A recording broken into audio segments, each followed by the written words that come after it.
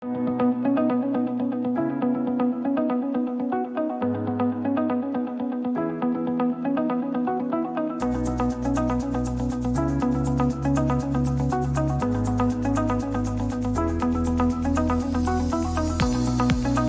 Maribel. Hello. Kumusta? Mabuti naman. Nag-i-enjoy ka ba ngayon? Oo naman. Ang dami na ng tao, no? Oo nga, ang dami-dami. Glasgow Barrio Fiesta. Anong pinagkakabalahan mo dito sa Glasgow? Ngayon, nagtatrabaho ako dito ngayon as a nurse for 20 years na. Ano yung pinaka-pressure being a nurse? Yung situation ng work, yung understaffing minsan. Oo. Pero okay naman kasi supportive naman so far yung mga tao dito sa Scotland.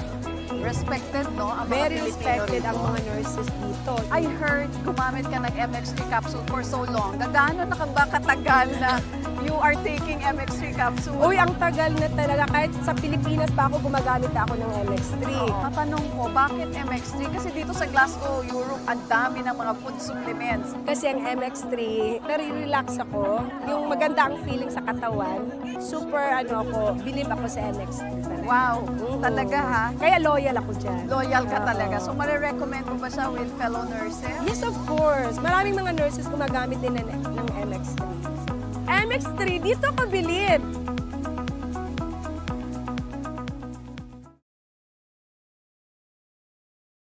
FM at ang programang Believable Stories ay hindi responsable sa mga opinyon o kwento na ibabahagi ng ating panauhin. Ang mga ito ay personal na pananaw at karanasan ng panauhin at hindi sumasalamin sa paninindigan ng estasyon o ng programa.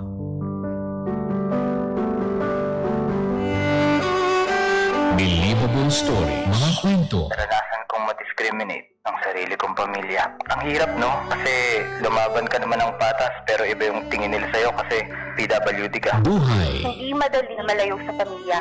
Pero sa ikagiginhawa ng buhay nila, tinatagan ko yung loob ko. Pinangako ko sa sarili ko, anumang unosang dumating, ilalaban ko yung pangarap ko. At tagumpay. Bawat pahit na dumaan, lahat yun, hindi ko na nararamdaman.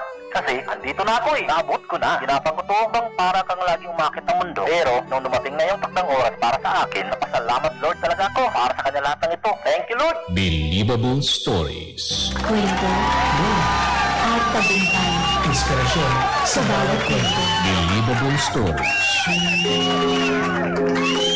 Mga bangga, sa programang ito, walang format ang success.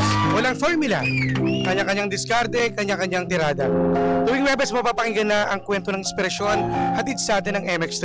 Dito ako, Believe. Simula at pangarap. Lumaki siya sa Muntinlupa habang nakakulong ang kanyang ama bago tuluyang lumipat sa Pasig. Sa isang maliit na bahay na itinayo mismo sa gilid ng ilog. Bata pa lang ay pangarap na niyang makapagtinda ng turon sa Japan. Dahil para sa kanya, ang sinumang nasa Japan ay madaling yumaman. Sa kabila ng kakulangan at kawalan ng role model, nagugat sa puso niya ang matinding pagnanais na may mangyari sa buhay niya. Pagsubok at pagbangon. Dumaan siya sa buhay na halos walang tamang ehemplo. At noong 2024, nagsara ang una niyang negosyo na halos dumurog sa kanya. Nagkaroon ng depresyon at pakiramdam niya ay wala siyang natupad. Pero isang araw sa simbahan, tumama sa puso niya ang mensaheng, "Whatever happened to you is redirection. Fail 1,000 times, run back to me, child." Doon siya muling bumangon. Hinila ng pananampalataya, pabalik sa direksyong para talaga sa kanya. Gabay at pundasyon. Mula sa panahong walang sariling bahay, ngayon ay nakapagpundar na siya at namumuhay ng may seguridad at sapat na kaginawahan. Nagagawa niya ang mga bagay na dati parang pangarap lang. At higit sa material na tagumpay, mas ipinagmamalaki niya ang kanyang komunidad.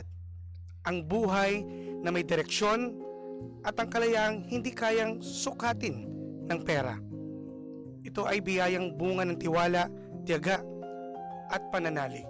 Sandigang banal na salita. Philippians 4:13, I can do all things through Christ who strengthens me.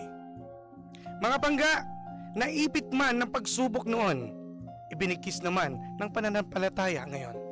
Mga kapangga, makakasama natin ngayon si JC Tan. Magandang hapon sa iyo, JC.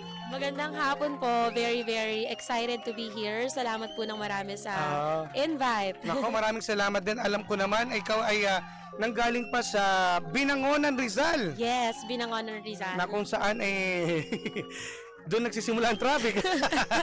Took me like 2.5 hours to get here. Grabe. Grabe po. Depende pa sa oras yan, ha? Lalo Depende. na pagkatapos ng interview natin. For Depende. sure, siguro it took 4 hours. Again, doble. Mamaya siguro mga 4 hours. Yeah. Parang uuwi ka ng probinsya. Yes, oo. Pero kamusta ka naman? Kamusta ka naman ngayon? Excited po. Actually, sa introduction, naiiyak Diba? na agad ako eh. Grabe, diba? Nakita mo Kasi naman. remembering those moments and being here now, talking about it, grabe.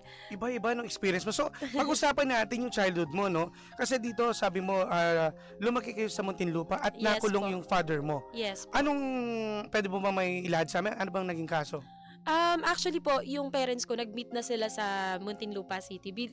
Bali, nakulong po siya because of marijuana. Ano yun he was 18 years old nung una siya nakulong. Okay. So, he met my mom doon po mismo sa Muntinlupa na. Aha. And doon na rin kami nagawa.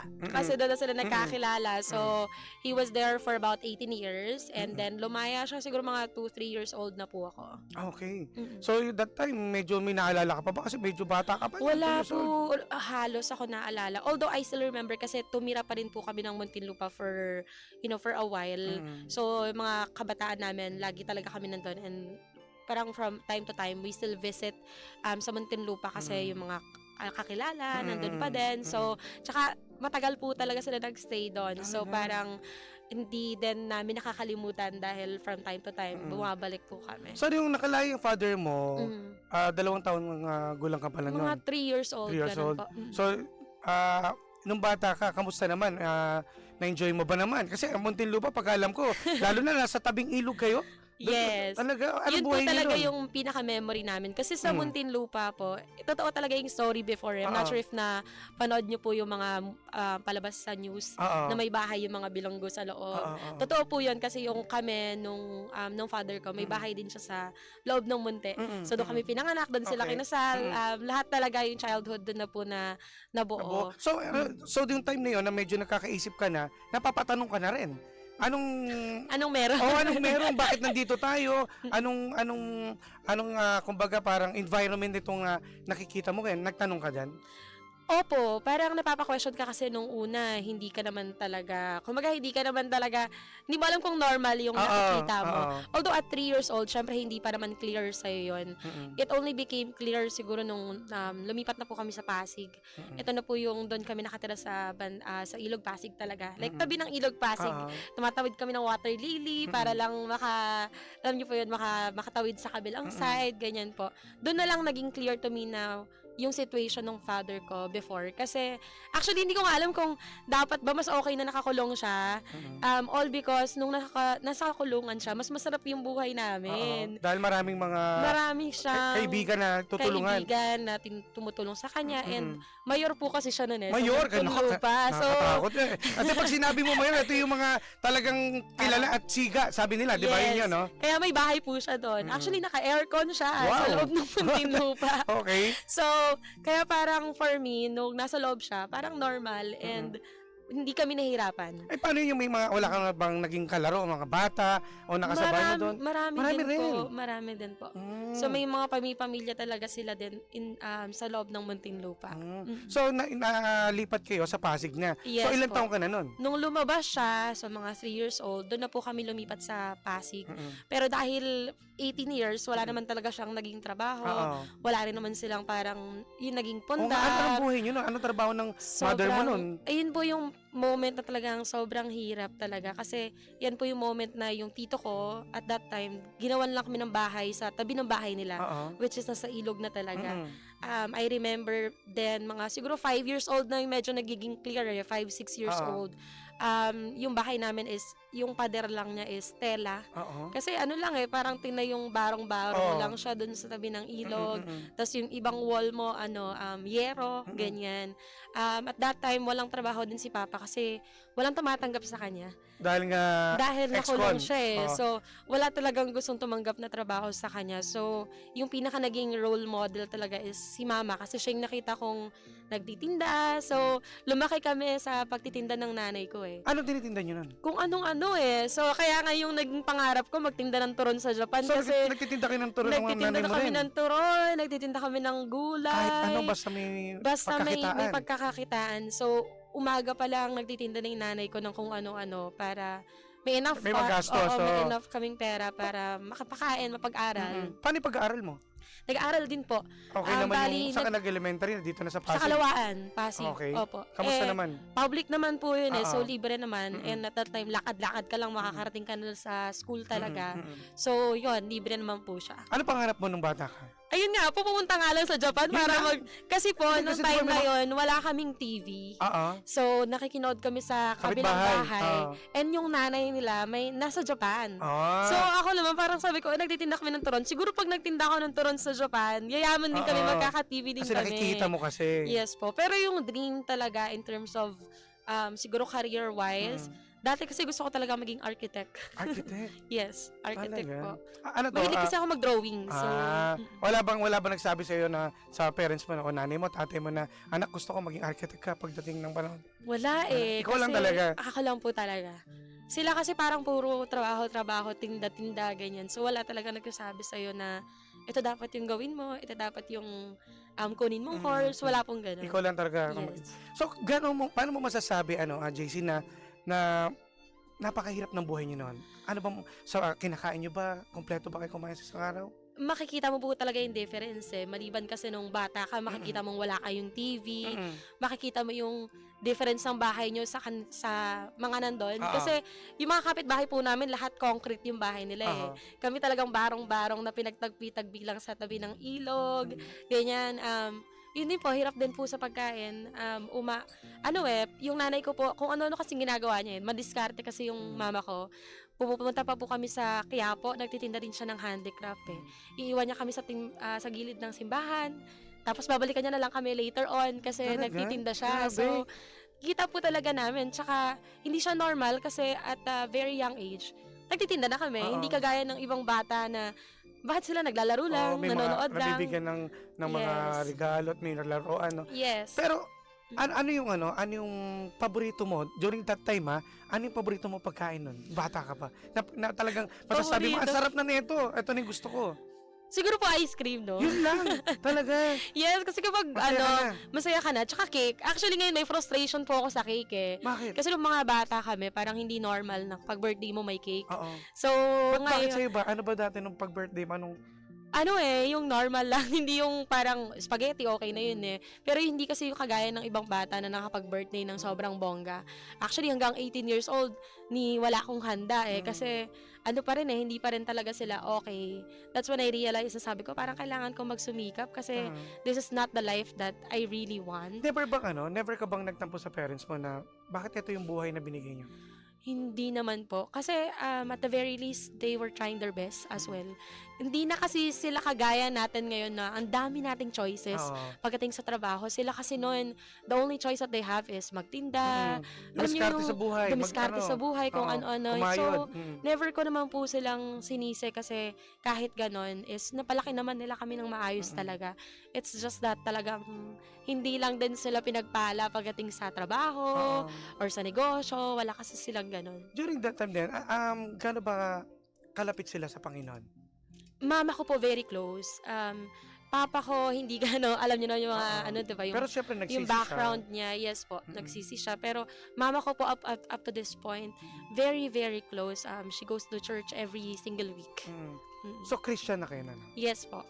Ever since nung bata. Kasi si mama pinapa-church kami palagi. Talaga. Tapos, bata pa lang pina-accept na kami kay Christ. So, yes. Never ka ba nagtampo nung bata ka na? Nagtanong ka agad, bakit ganito binigay niyo sa aking buhay?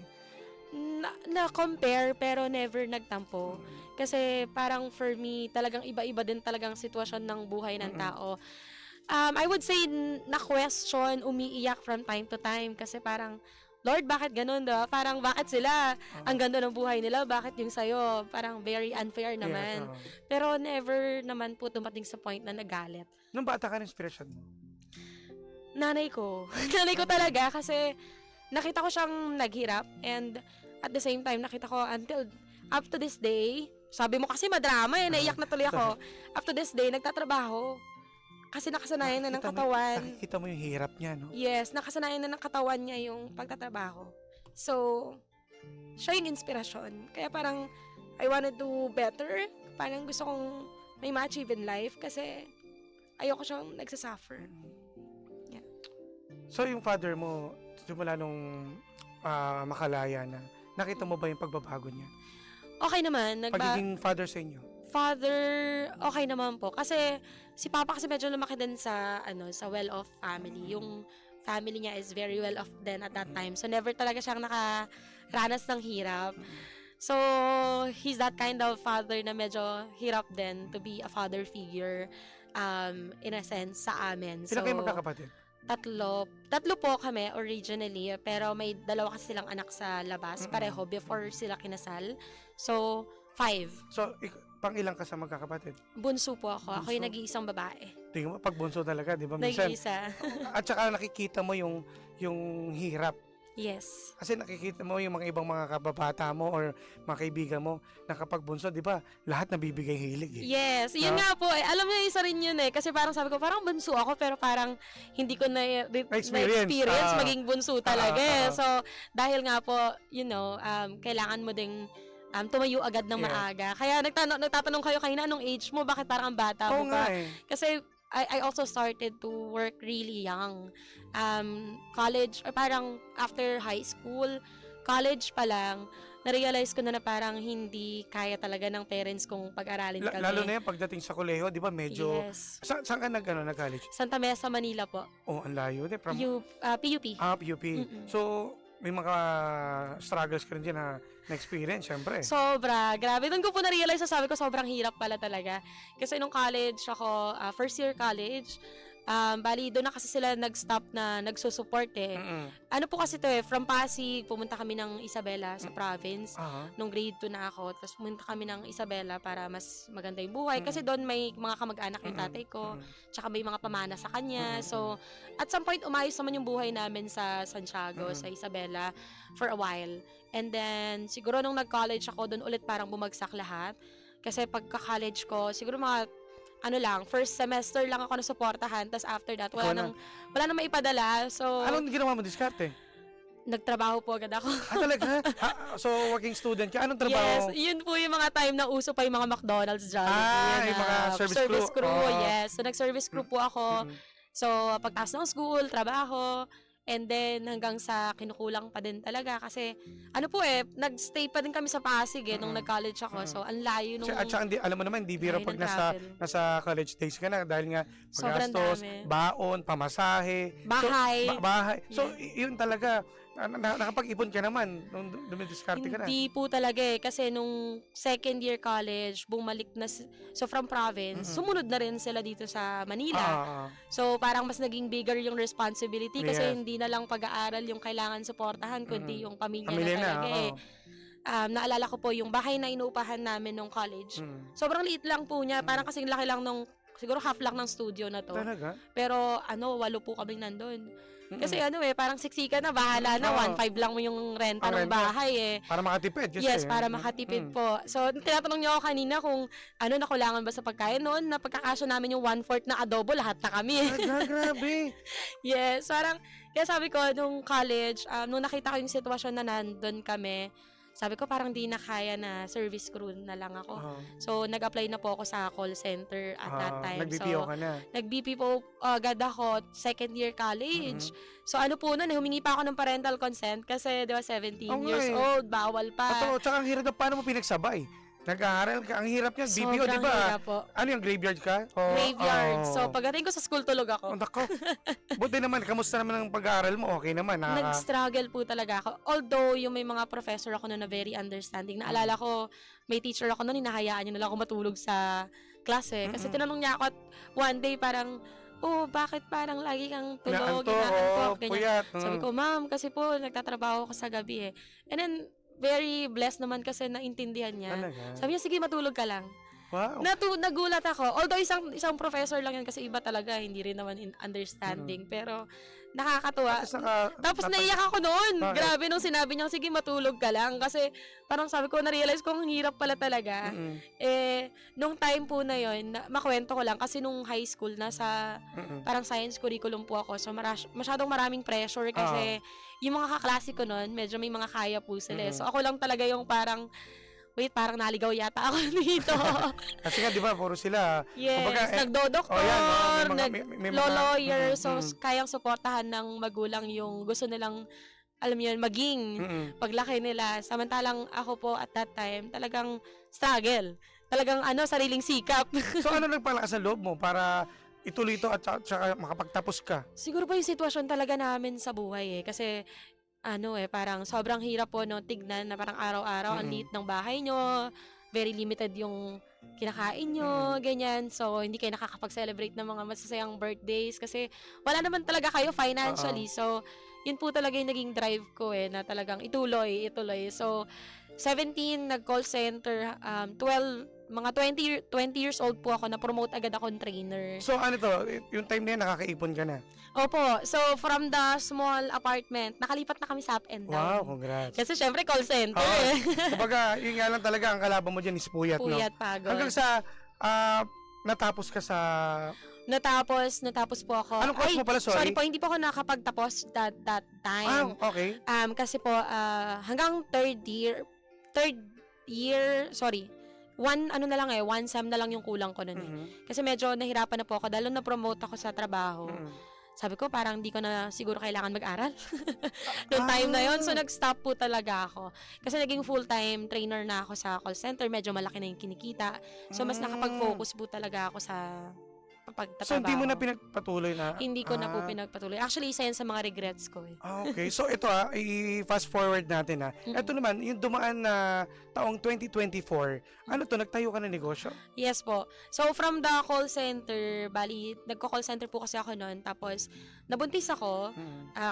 I got married noong 2018, nabuntis ako. Tapos, all of a sudden, sabi nung doctor, bawal na raw ako magtrabaho. Dahil? Kasi po, very complicated yung pregnancy Parang sabi, bed rest the entire pregnancy. So, I stopped working. Sir, BPO, ano yun Opo. madaling araw ka, Pero kasi po, na-frustrate ako nun dahil, syempre, kung kailan ka naman nakapag-start na sa buhay, meaning may bahay ipon ka na, may ipon ka na, medyo okay na. Parang hindi mo po matanggap na babalik ka ulit doon sa hirap diba po? So, kumbaga may phobia ka na, takot ka na bumalik takot na takot po akong bumalik. So, sabi ko, hindi pwede. Kahit buntis ako, magkatrabaho ako. So, nung time po na yun na nag-time na nag-search ako ng trabaho online. So, yung keyword search ko nun is how to make money from home.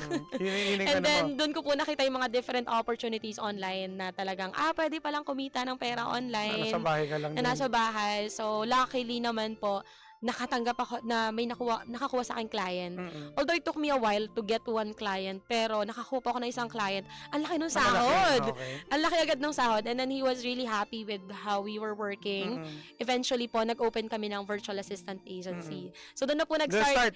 Yes. So ikaw nang mawak niyan? Ako na po yung naghahawak ng business. So from 2018 to 2024, we were running a real estate agency po. Although umalis din yung partner ko, so ako na lang talaga yung naiwan dun sa business. So yeah, running po siya until 2024 last year. Until yun nga, lumabas yung mga AI, mga kung ano-ano. Oo, so yung kumbaga technology natin nag-ano rin. yes, so we started losing a lot of clients to the point na parang ilan na lang talaga yung natira. And then, ang dami pa pong nangyari. So, parang 2024 is when I decided to just close the business kasi hirap na po kami. Parang we're bleeding na talaga. Walang kinikita, abonado sa sahod, sobrang hirap na po talaga. Yung time na yun, nang nagsarado, kumbaga, tinurn down mo na yung business mo, nagkaroon ka ng depression, di ba? Yes Kanino po. ka kumapit? Ang weird nga po kasi nung una, parang I was relying on myself only. Mm-mm. So po parang, di kaya ko tong i-resolve ganyan. Until parang nag-give up na lang ako kasi parang hindi ko na talaga pala kaya. So one day, actually for a while hindi na ako pumupunta ng church kasi nabibisi sa trabaho, nabibisi sa business. Naging workaholic ka na. Sobrang workaholic po. Tapos, one day, sabi ko parang, simba tayo? Kasi parang, wala na akong option. Gulong-gulo na yung utak Wala mo. na, parang, nagpa-check up na po ako noon kasi I almost had like a mini heart attack already. Kasi, sobrang depressed, iyak ka, hindi ka na nakakatulog. Hindi ganun. nakakain. Hindi ka na nakakakain Oo. kasi inisip mo yung mga bayarin, yung mga tao na Oo. mawawala sa'yo. Punta kami ng church. Nakakagulat po kasi yung message that day na pumunta ako sa church, sobrang, hindi ko alam kung para sa akin, like, I'm not sure if na-feel yun na po yun, pero parang na-feel mo na kinausap ka ng Oo. Panginoon. Like, harapan. Parang ganon. Kasi yung message sa church was, you can fail this number of times, but run back to me, child.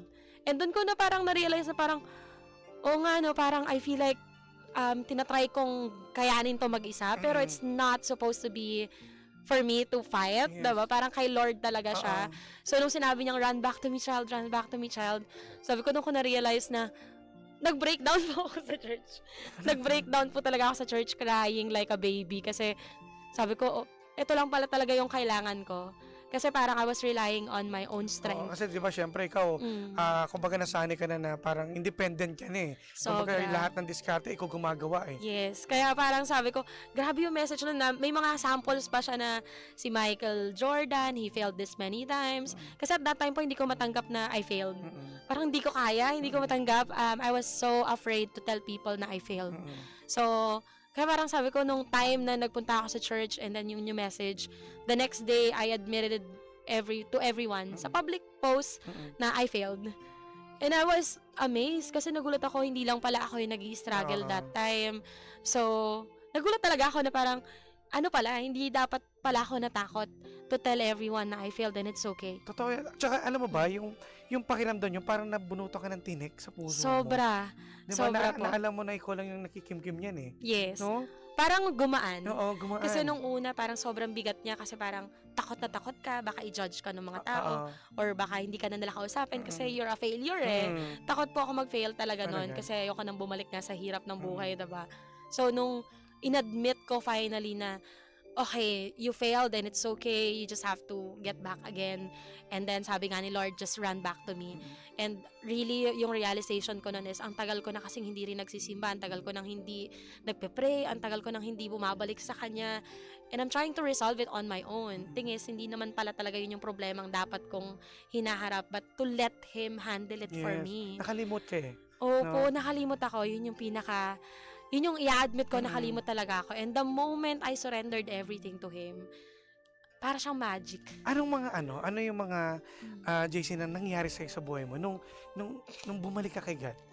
Grabe, sobrang magic po eh. Kaya nga sabi ko, grabe, sobrang powerful talaga niya. Kasi the moment I surrendered, parang naging clear yung mind ko on, okay, sige, I'm not gonna focus on getting depressed kasi parang iba na yung takbo ng utak ko. Kung ano-ano ganyan. na, pumapasok. Kung ano-ano na pumapasok Oo. sa utak ko di ba? Parang hindi na ako nakakapag-isip like what's next, ganyan.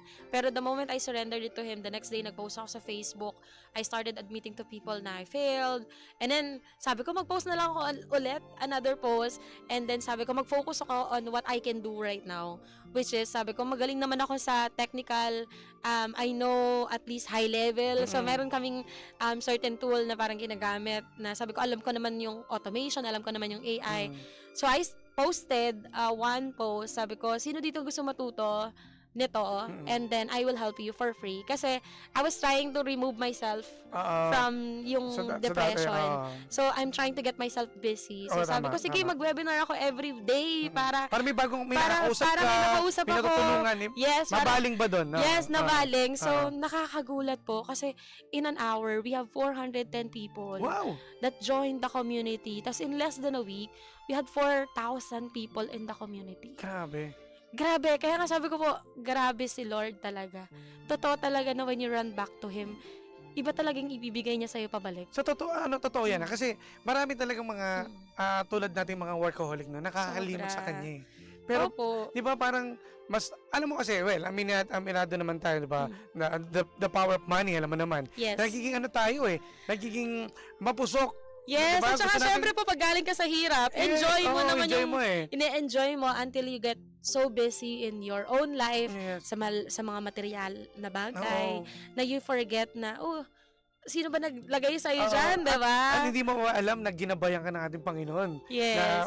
para makamit mo yung mga pangarap mo. And sometimes talagang kailangan mong matapilok eh. Tama. So for me nung time na 'yon, kailangan akong i-remind ni Lord na Tama. anak, wait lang parang sobra ka na. Mm-mm. Balik ka muna dito, 'di ba? Yes. So natapilok po ako and after that nag-build ng community. So sobrang So lumaki na, no? lumaki po siya ng lumaki and I was really amazed. I was really shocked. Oo. Kasi hindi ko po siya in-expect. Oo. So, from then on, I started building the community and then naging, course. And then, we won a gold award sa Dallas, Texas. Grabe. Kasi sobrang bilis nung growth. Tuloy-tuloy, no? Walang putol Tuloy-tuloy po. I got invited to also talk in Dallas. So, last October, I was Pwede mo, there. nakapag-abroad ka na. Yes, diba? grabe po. So, sabi ko, grabe Sobra pala. yung binigay niya sa'yo. 30 times or 1,000 times, Wow! 'di ba, Oo. back kung ano yung hirap last year. Kaya nga sabi ko totoo pala na your life could transform in 24 Yes. hours. You just have to trust the Lord. Yun lang talaga. Dapat talaga siya yung number one Yes. na nating iniisip. So ngayon, di ba, ang dami na nangyari sa'yo sa buhay mo, yung mga panahon na pinapangarap mo lang. Ngayon, ano yung mga napundar mo na? May bahay ka na, di ba? Yes, may sarili na pong bahay. Yung dating walang bahay, may bahay sa na. tabing no? ilog lang. Yes, tagpi-tagpi. ngayon nasa bundok na. Na mas malaki na bahay. Yes, at may overlooking. Oo. So, dati kasi overlooking mo, Ilog Pasig, Yes, yes. like yung dumi, diba? Oo. Pero ngayon po, overlooking mas Metro Manila na. So, nakapag-invest na rin po ng bahay Wow. for me, and then nakapag-invest na rin po ako ng bahay para sa mama ko. Nice. So, may sarili na siyang bahay at tindahan. And, May sarili na siya talagang store para hindi na siya naglalako-lako sa kalsada. yes, makulit po kasi yun eh. Tinda ng tinda. So, binilan ko na ng tindahan. Ay, So, doon na po siya nakatira and doon rin po siya nagtitinda. Hanggang ngayon, nagtitinda pa rin. nice. Ayaw tumigil eh.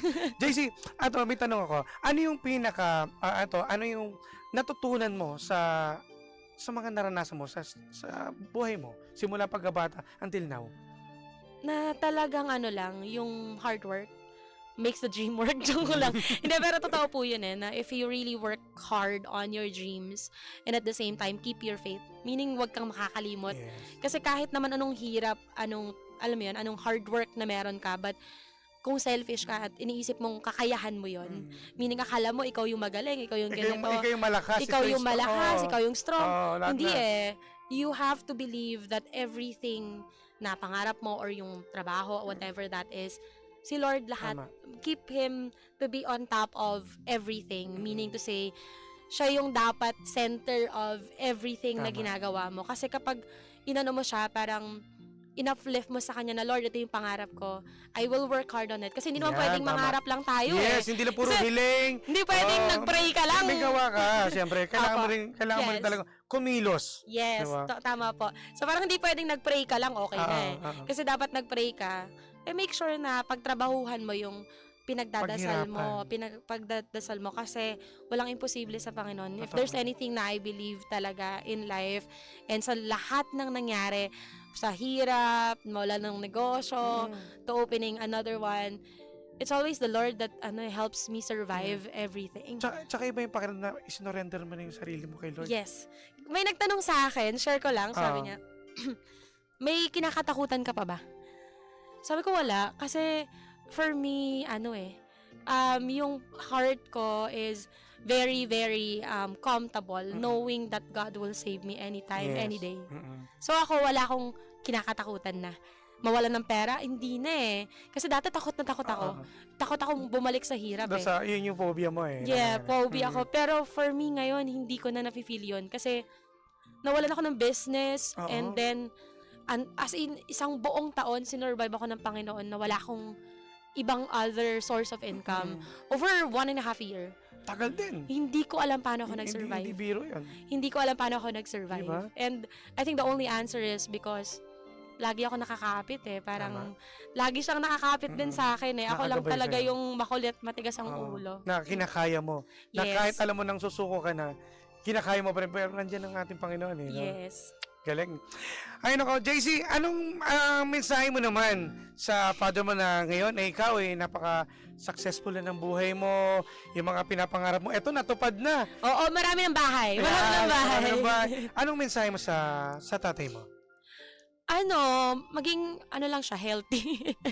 Maging healthy at huwag magpasaway kasi medyo may pagkapasaway pa din yung tatay ko up to this point. But, ayun, lang talaga, maging healthy and matanda na siya. So, kailangan lang talaga niyang, ayusin yung buhay niya. Disiplina, di ba? Sa sarili. Yeah, lalo sa disiplina.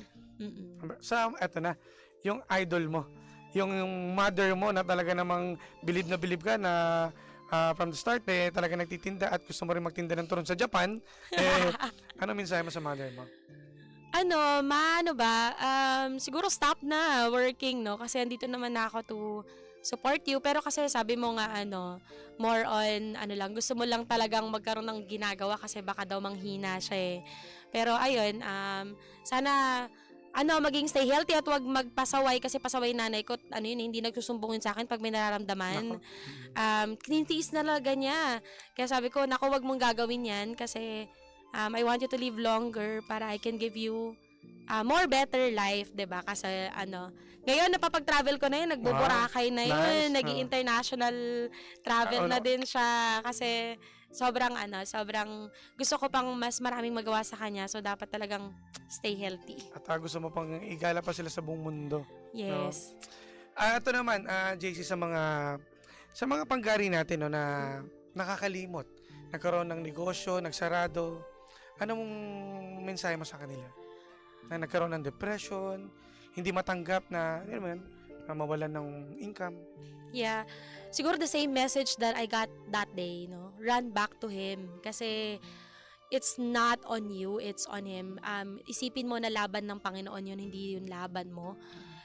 Just run back to Him and remember that whatever is happening to you right now, it's a redirection. Yes. Hindi siya laging failure. Kasi takot na takot tayo mag-fail. Kagaya ako, I was so afraid to tell everybody that I failed.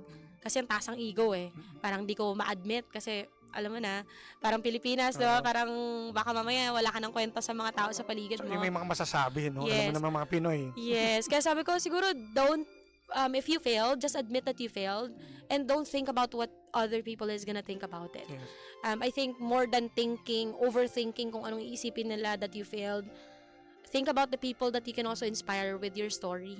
Kasi when I shared the story of how I failed the business, ang daming nakarelate, ang daming natatakot lang din magsabi. So, nung nakita nila na I went out, there are also other people na nagpunta sa Facebook, nagpost na they were also struggling. And really, it's okay. It's okay for you to fail. Tama. Ang hindi okay is nagstay ka doon sa failure. Yes. So, sabi ko nga laging if you failed, just make sure that you get up fast. Tama. And then believe in the Lord na laban niya to, wag kang makulit.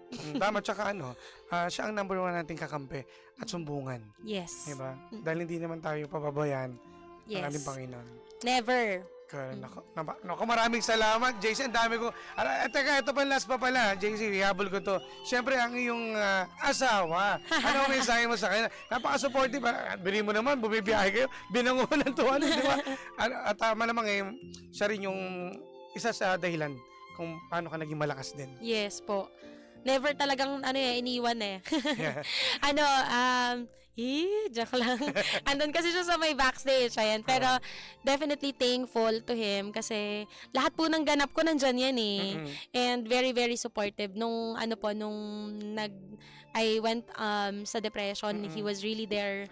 Kahit baliw-baliw na ako, 'di ba? Hindi naman siya nag-leave ng side ko, and then he was telling me what to do, na siya din yung nagsabi sa akin na punta na nga tayo ng church kasi baka nababaliw ka na.